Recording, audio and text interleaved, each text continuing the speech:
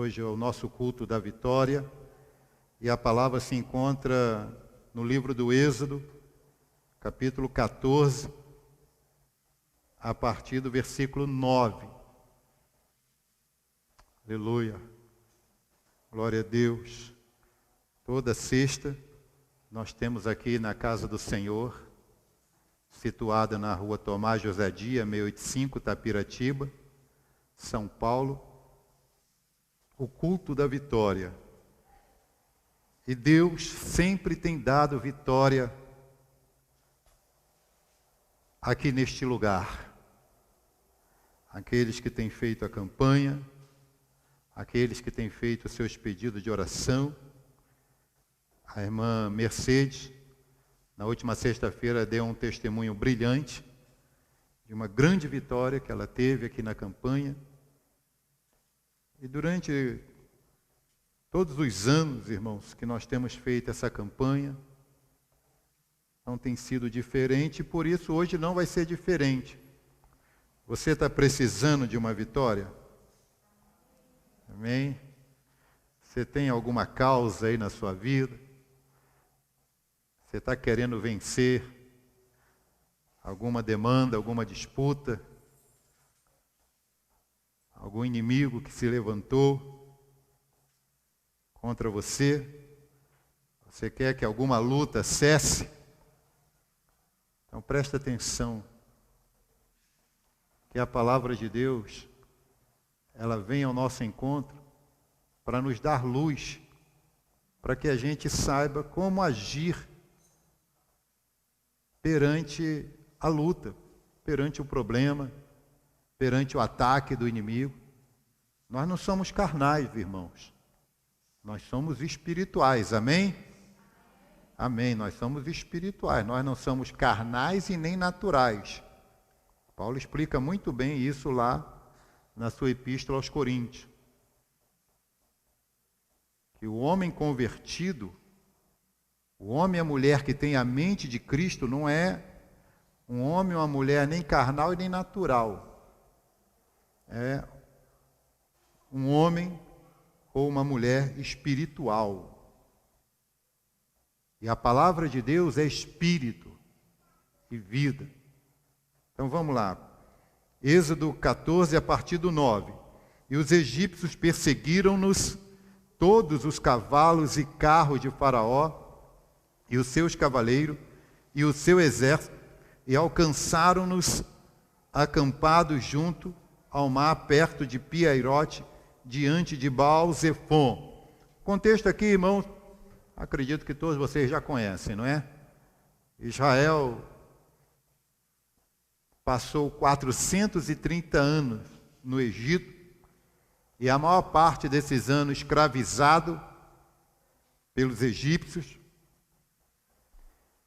e eles clamaram a Deus para que Deus os livrasse da escravidão, da angústia com que eles viviam lá no Egito, debaixo de açoite. E Deus ouviu o clamor deles, levantou Moisés, enviou Moisés para liderar a saída deles do Egito. Faraó, o rei do Egito, não permitiu que eles saíssem. E o que Deus fez? Mandou 10 pragas sobre o Egito, que forçou o Faraó a deixar o povo dele ir. E o povo então saiu, na noite da Páscoa, do Egito. Mas, logo depois, Faraó se arrepende e convoca todo o seu exército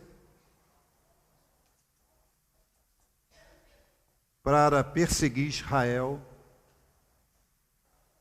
e trazê-los de volta como escravos.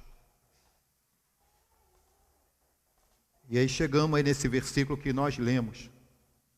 Israel, na sua saída do Egito, chegou num determinado lugar que a Bíblia diz aí, perto de Pi-Hahirote, diante de Baal-Zefon, junto ao mar.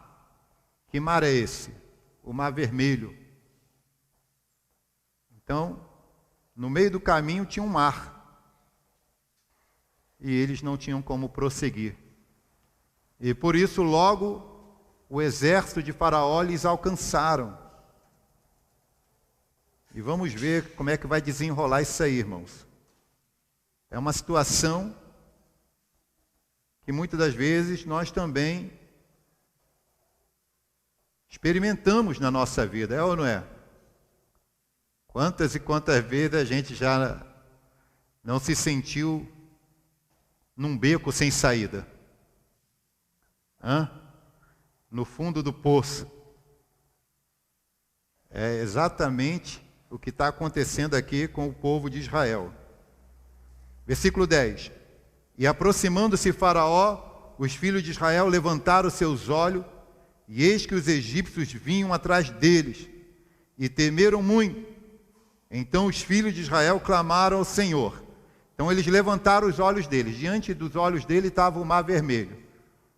Aí eles olharam para um lado, olharam para o outro, tinha montanha dos dois lados. Aí olharam para trás, o exército de Faraó se aproximando. E o que eles fizeram? Clamaram ao Senhor. Clamaram ao Senhor. E essa é uma atitude que nós precisamos fazer também quando estamos numa encruzilhada, irmãos. Quando estamos em meio a tanto problema e olhamos para um lado, olhamos para o outro e não vemos a saída. Seja sincero com você mesmo. Você já se sentiu assim, né? Olha para um lado, olha para o outro e não vê saída, né, para canto nenhum. Parece que aquela situação vai te engolir. Parece que você vai estar fadado a viver com aquele mal, ou que aquele mal vai te destruir logo, logo, porque você não consegue ver a saída. Os filhos de Israel clamaram a Deus, clamaram ao Senhor. Aleluia. E a oração, irmãos, ela tem poder, não tem? Amém, Flávia? Estava até com saudade hoje da gente cantar aquele hino. Ó. Eu creio no... Obrigado, Deus. Deus te abençoe. Eu creio no poder da oração. Quantos creem no poder da oração? Diga amém. Amém. Então quem pode tirar só um pedacinho desse belo hino? Eu creio no poder da oração. Daí mesmo, quem que pode tirar um pedacinho?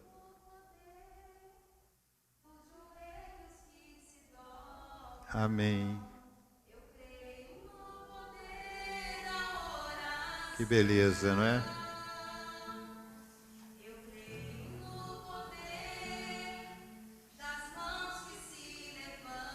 Amém. Tá bom, gente. Muito lindo, viu? Obrigado, Flávia. Obrigado, igreja. Olha só. Imagine Israel agora, diante desse perigo iminente, cantando esse hino. Eu creio nas mãos que se levantam, nos joelhos que se dobram, eu creio no poder da oração, e começam a aclamar ao Senhor. Aleluia. E aí, irmãos, depois que a gente ora o Senhor, o que acontece? Vamos lá no Salmo 37 para a gente saber o que nós devemos fazer quando a gente entrega a nossa luta, o nosso problema, a nossa dificuldade, a perseguição dos nossos inimigos. Quando a gente coloca tudo isso na mão de Deus, aí o que a gente tem que fazer? Aqui no Salmo 37 diz o seguinte, ó. Entrega o teu caminho ao Senhor. Então ele estava ali no caminho, né? Para a terra prometida. Não estavam podendo caminhar mais, mas eles estavam ali naquele caminho.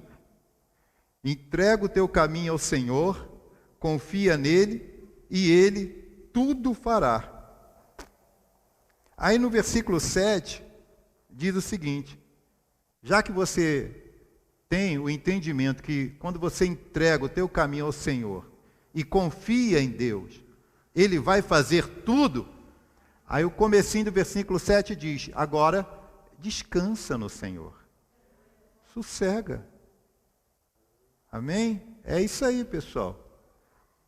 Mas o que Israel fez? Voltando lá para Êxodo 14. Eles clamaram ao Senhor, quer dizer, eles oraram, entregaram a Deus aquela situação, mas veja o que diz o versículo 11. E disseram a Moisés: não havia sepulcro no Egito para não havia sepulcros no Egito para nos tirar de lá, para que morramos neste deserto? Por que nos fizeste isto, fazendo-nos sair do Egito? 12. Não é esta a palavra que te falamos no Egito, dizendo: deixa-nos que sirvamos aos egípcios, pois que melhor nos fora servir, melhor nos fora ser escravo aos egípcios, do que morrermos no deserto. Quer dizer, eles tiveram uma atitude muito correta, que foi a de clamar ao Senhor, mas, no mesmo tempo, abriram a boca para murmurar, pastor Rufino. Abriram a boca para murmurar, para reclamar da situação, para apontar o dedo para Moisés. O que você fez, Moisés? A gente preferia, Moisés, o chicote de Faraó do que estar aqui, Moisés, nesse deserto. Sendo que foi eles mesmos que clamaram a Deus. Moisés estava lá, casadinho da Silva, vivendo bem com o sogro, cuidando das ovelhas do sogro, uma vida pastoril, tranquila, no campo, na fazenda, e eles clamaram. Aí o que Deus fez? Moisés, vai lá tirar o meu povo do Egito. Porque eles clamaram. Mas o murmurador, irmão, sabe, ele não tem uma noção exata daquilo que ele está fazendo, do que ele está dizendo. Porque a murmuração, gente, e isso está na palavra de Deus, é um espírito. É um espírito maligno. A murmuração, ela é proveniente de um espírito.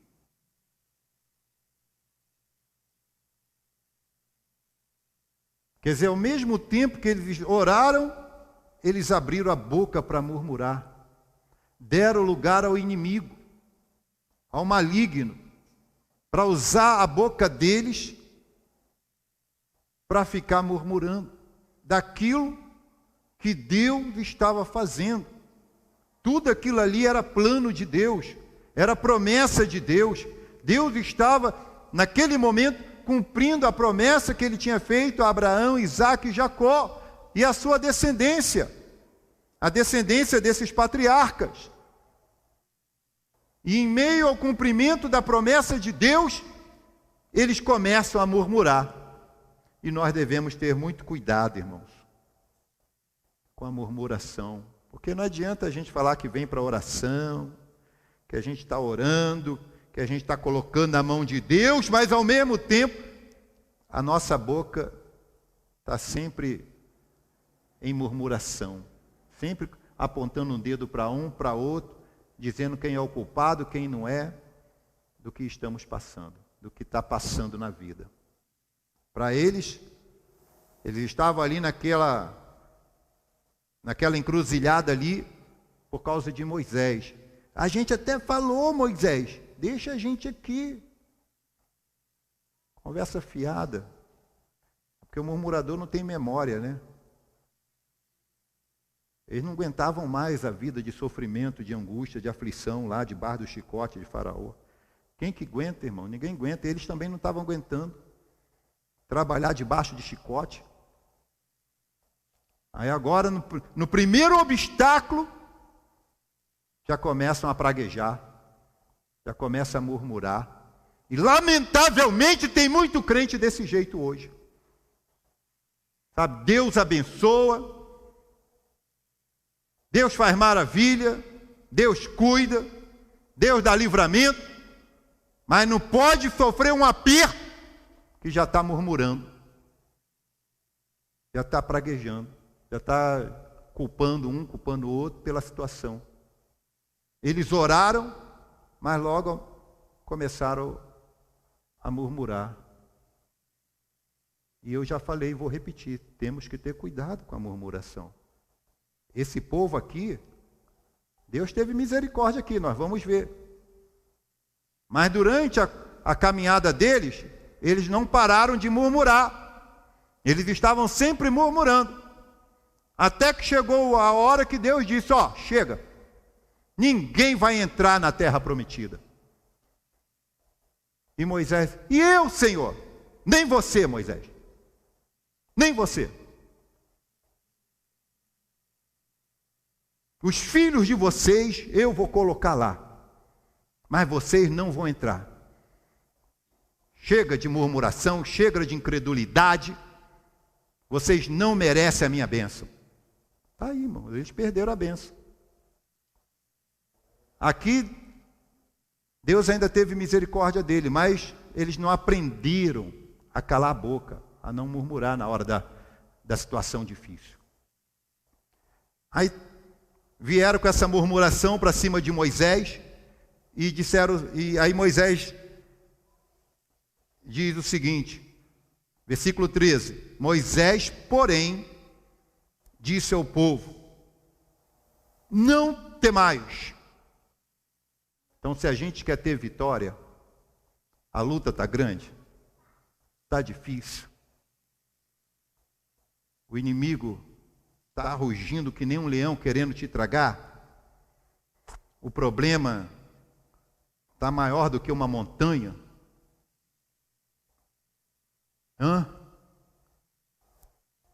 Seja qual for a área da sua vida, que você está se sentindo aí num beco sem saída.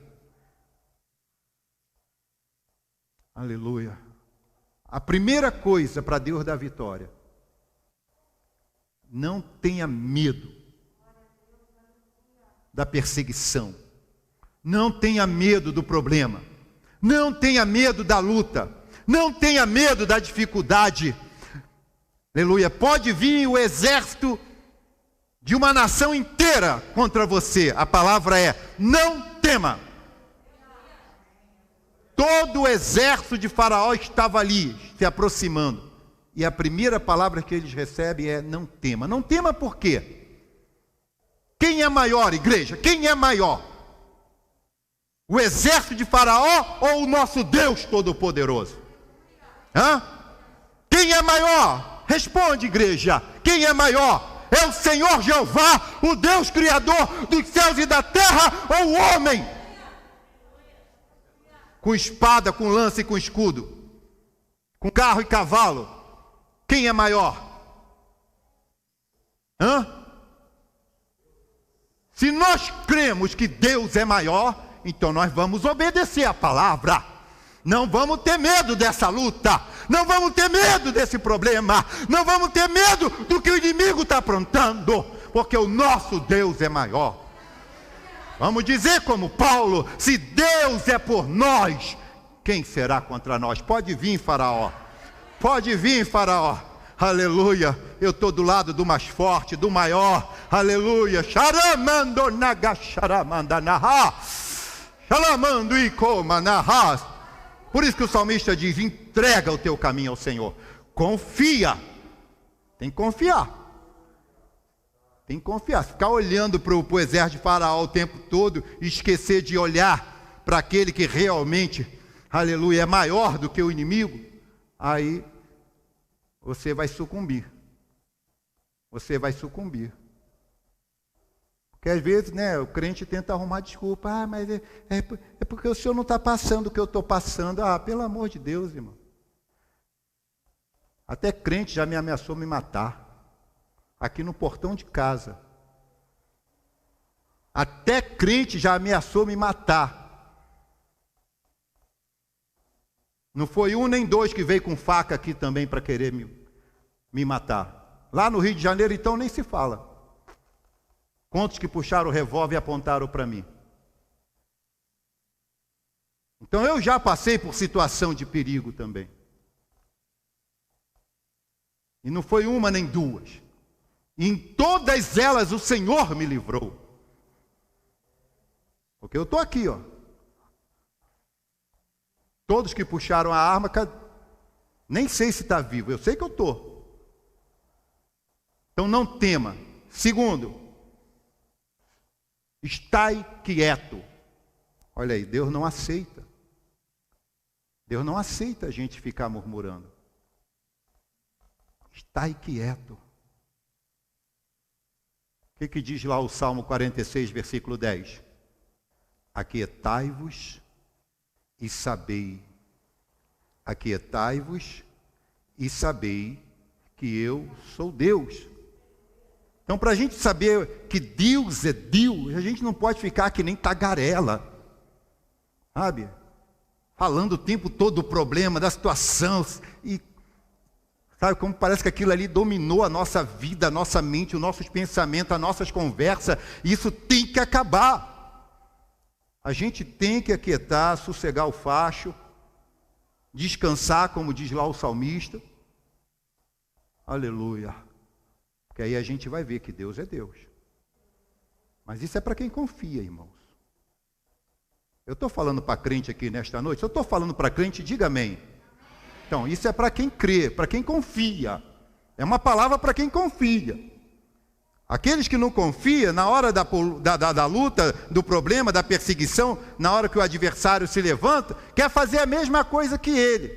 Pode vir, que você está quente, eu estou fervendo, e quer partir para o braço, quer usar as mesmas armas do inimigo. Mas não é desse jeito que se ganha a luta. Não é desse jeito que a gente tem vitória no Senhor. Prepara-se o cavalo para a batalha, mas a vitória vem do Senhor. Então não adianta se armar para uma guerra. Tem que esperar no Senhor. Aleluia. Glória a Deus. Aquietai-vos. Então tem hora, irmãos, tem hora que a gente tem que, sabe?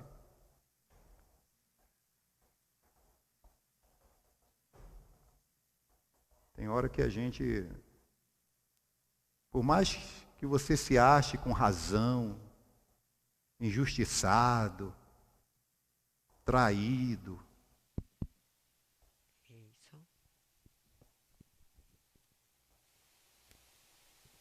Provérbio diz, na multidão de palavras há pecado. Aquietai-vos, estai quieto e vede o livramento do Senhor. E vede o livramento do Senhor, e vede. Você só vai ver se você não temer, se você manter a calma, nada de estar inquieto, aí você vai ver. É que nem quando o salva-vida vai tirar o náufrago. Ele chega perto do cara que está se afogando, ó, fica quieto que eu vou salvar você, tá bom? Só acredita em mim que eu vou tirar você da água. Mas se o cara que está afogando ficar lá, se batendo o tempo todo, não deixar o salva-vida fazer o serviço dele, o que o salva-vida tem que fazer? Tem que dar-lhe um pescoção nele para apagar ele, porque senão vai morrer os dois. Vai levar um pescoção, se não se acalmar. Então a gente tem que acalmar, irmão, para a gente ver o que Deus vai fazer, para a gente poder receber o livramento, o milagre, a ajuda do Senhor. Na quarta, que estão na terceira, na segunda semana, ó Deus amado, aleluia, no nome do Senhor Jesus Cristo, nós, ó Deus, já o